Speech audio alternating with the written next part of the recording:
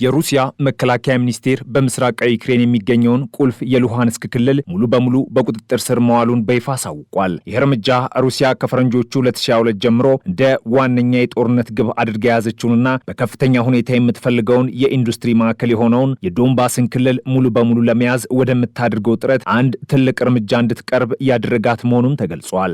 ሚኒስቴሩ ባወጣው መግለጫ ሞስኮ ለዩክሬኑ ክልል የምትመርጠውን ስያሜ በመጠቀም የሉሃንስክ ህዝባዊ ሪፐብሊክን ነጻ የማውጣት ዘመቻ በስኬት ማጠናቀቁን አብራርተዋል። ከዚህ ወታደራዊ እርምጃ ጎን ለጎን በሞስኮና በኪየቭ መካከል ያለው የዲፕሎማሲያዊና የፖለቲካ ውጥረት ወደ ከፍተኛ ደረጃም ተሸጋግሯል። የክሬምሊን ቃል አቀባይ ዲሚትሪ ፔስኮቭ በሰጡት መግለጫ የዩክሬኑ ፕሬዝዳንት ቮሎዲሚር ዜሌንስኪ የዩክሬን ጦር ከዶንባስ ክልል እንዲወጣ የሚያስችለውን ውሳኔ ዛሬውኑ ሊወስኑ ይገባል ሲሉ አሳስበዋል። ይህ የፔስኮቭ መግለጫ በአሁኑ ወቅት በአሜሪካ አሸማጋይነት እየተካሄደ ባለው የሰላም ድርድር ላይ ሞስኮ የምታደርገውን ጫና በከፍተኛ ሁኔታ ያሳደገ መሆኑን ተጠቁሟል። የጥብቅ ማስጠንቀቂያ የተሰማው የዩክሬኑ ፕሬዝዳንት ሩሲያ ኪየቭ ኃይሎቿን ከዶንባስ እንድታስወጣ ወይም በአሜሪካ አሸማጋይነት በሚካሄደው የሰላም ድርድር ላይ ተጨማሪ ቅድመ ሁኔታዎችን እንድትጋፈጥ የሁለት ወራት የጊዜ ገደብ መስጠቷን በተናገሩ ማግስት ነው። የክሬምሊኑ ቃል አቀባይ ዲሚትሪ ፔስኮቭ ስለተባለው የጊዜ ገደብ ሲያብራሩ የሁለት ወራት የተባለው ጉዳይ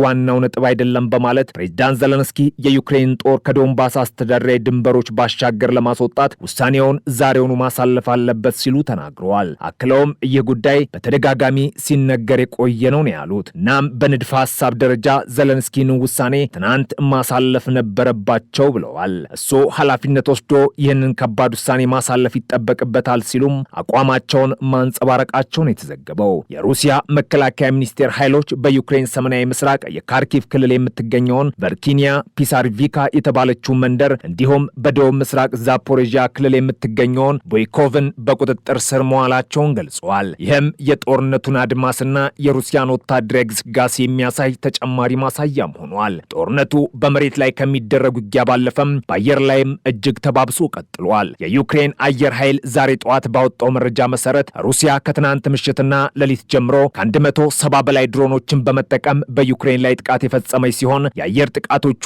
አሁንም በመካሄድ ላይ መሆናቸውን አክሎ ገልጿል። የዩክሬን አየር ኃይል እንዳብራራው የሩሲያ ኃይሎች 172 ድሮኖችን በተለያዩ የዩክሬን ከተሞች ላይ ተኮሱ ሲሆን ቢያንስ በ12 ቦታዎች ላይ ጥቃቶች ኢላማቸውን መምታታቸው ተረጋግጧል። እነዚህ ጥቃቶች ሻሄድ፣ ገርቤራ፣ ኢታልማስና ሌሎች አይነቶች ድሮኖችን ያካተቱ ሲሆኑ የተተኮሱትም ከሩሲያ ከተሞች ብሪያንስክ፣ ኩርስክ፣ ኦሪዮል፣ ሚለሮቭ፣ ፕሪሞርስኮ፣ አክታርስክ እንዲሁም በሩሲያ ከተያዙት የዩክሬን ግዛቶች ዶንቴስክና ክራይሚያ መሆኑም ታውቋል። ከተተኮሱት ድሮኖች መካከል ቢያንስ 120 የሚሆኑት የኢራን ስሪት የሆኑት ሻሂድ አጥቂ ድሮኖች መሆናቸውም ተመዝግቧል። የዩክሬን የአየር መከላከያ ኃይሎች እስከ ጠዋት 2 ሰዓት ባለው ጊዜ ውስጥ በአገሪቱ ሰሜን፣ ደቡብና ምስራቅ አካባቢዎች 147 የሩሲያ ድሮኖችን ማውደማቸውን ወይም አቅጣጫቸውን እንዲስቱ ማድረጋቸውን አስታውቋል። የሩሲያ ጦር በዩክሬን ምዕራባዊና ማዕከላዊ ክልሎች ላይ መጠነ ሰፊ የቀን ድሮን ጥቃት መክፈቱን የአካባቢው ባለስልጣናትና የመገናኛ ብዙሃን ዘግበዋል። በዚህ ጥቃት ቢያንስ 4 ሰዎች ሲሞቱ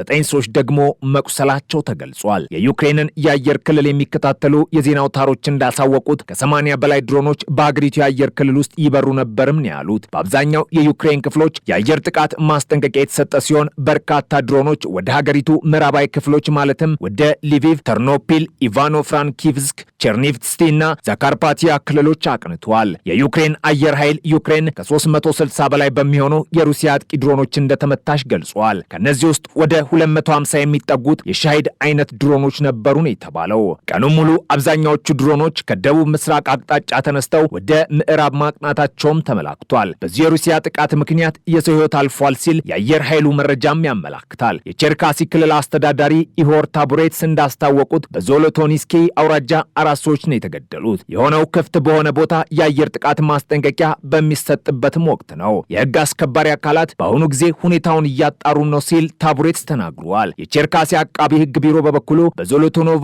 አውራጃ ውስጥ ባሉ ሰፈሮች መካከል ባለው ክፍት ቦታ ላይ ያረፈ የድሮን የጦር ጭንቅላት ከጊዜ በኋላ መፈንዳቱን ዘግቧል። ፍንዳታው በተከሰተው ድሮን አቅራቢያ ተሰብስበው የነበሩ 4 የአካባቢው ነዋሪዎችን ወዲያውኑ መግደሉን የአካባቢው ባለስልጣናት ገልጸዋል። በሌላ በኩል ዩክሬንም በሩሲያ ግዛቶች ላይ ሰፊ ድሮን ጥቃት አድርሳለች። የሩሲያ መከላከያ ሚኒስቴር የአየር መከላከያ ስርዓቱ በሩሲያ ክልሎች ላይ 147 የዩክሬን ድሮኖችን መጥለፉን ሪፖርት አድርጓል። የታስ የዜና ወኪል ስለ ሌሊቱ ጥቃቱ ዋና ዋና መረጃዎችን አጠናክሮም አቅርበዋል። ሚኒስትሩ እንዳስታወቀው የአየር መከላከያዎች 147 የዩክሬን ቋሚ ክንፍ ያላቸው ሰው አልባ አውሮፕላኖችን ጠልፈው መጣላቸውን የተነገረው መረጃው እንደሚያመላክተው ድሮኖች የተመቱት በቤልጎርድ፣ ብሪያንስክ፣ ኩርስክ፣ ስሞልንስክ፣ ቱላ፣ ካሉጋና ክራስኖዶር ክልሎች እንዲሁም በክራይሚያና አዲጊያ ሪፐብሊኮች ብሎም በጥቁርና አዞቭ ባህሮች ላይ ነው።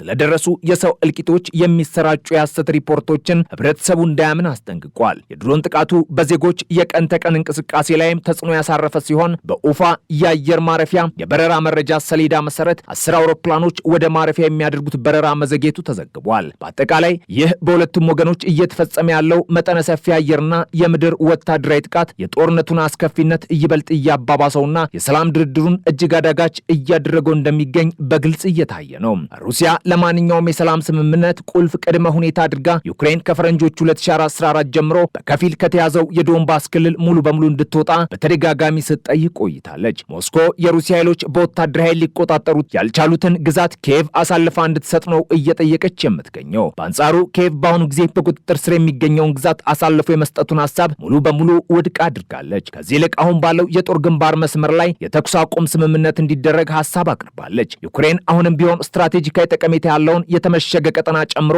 የዶንቴስክን ክልል ግምት 4ኛ ያህል የምትቆጣጠር ሲሆን በሉሃንስክ ክልልም ውስን የሆኑ ይዞታዎች አሏት። ኪየቭ ኢንዲፔንደንት ያገኘው መረጃ እንደሚያመላክተው የአሜሪካ ወገን ሩሲያ በዶንባስ ላይ ያቀረበችውን የይገባኛል ጥያቄ አይቃወምም። የፕሬዝዳንት ዶናልድ ትራምፕ አስተዳደር አንድ ባለስልጣን እንደገለጹት የግዛት ውሳኔዎች በኪየቭና በሞስኮ ፍላጎት ላይ የተመሰረቱና የሁለቱ ሀገራት ድርሻ መሆናቸውንም ተናግረዋል። በሌላ በኩል የሩሲያው ፕሬዝዳንት ቭላዲሚር ፑቲን የአርሜኒያው ጠቅላይ ሚኒስተር ኒኮል ፓሺኒያን በሞስኮ ባደረጉት ጉብኝት ወቅት አርሜኒያ ከአውሮፓ ህብረት ጋር የጠበቀ ግንኙነት ከመፍጠር እንድትቆጠብ በአደባባይ ማስጠንቀቂያ ሰጥተዋል። ፑቲን በንግግራቸው አርሜኒያ ከአውሮፓ ህብረት ጋር ያላትን ግንኙነት ለማሳደግ የምታደርገውን እንቅስቃሴ እንደሚከታተሉት ገልጸው ነገር ግን በአውሮፓ ህብረትና በሩሲያ የሚመራው የዩራሺያን ኢኮኖሚክ ህብረት የጉምሩክ ማዕቀፎች ውስጥ በአንድ ጊዜ አባል መሆን ፍጹም የማይቻል መሆኑን አሳስበዋል። በተጨማሪም ሩሲያ ለአርሜኒያ ከተቀረው የአውሮፓ ህብረት በጣም በቀነሰ ዋጋ የተፈጥሮ ጋዝ እያቀረበች መሆኑን በማስታወስ ከማን ጋር መስራት እንዳለባት መምረጥ የአርሜኒያ ምርጫ መሆኑን ተናግረዋል። በውይይታቸው ወቅት ፑቲን በቁጥጥር ስር ያሉና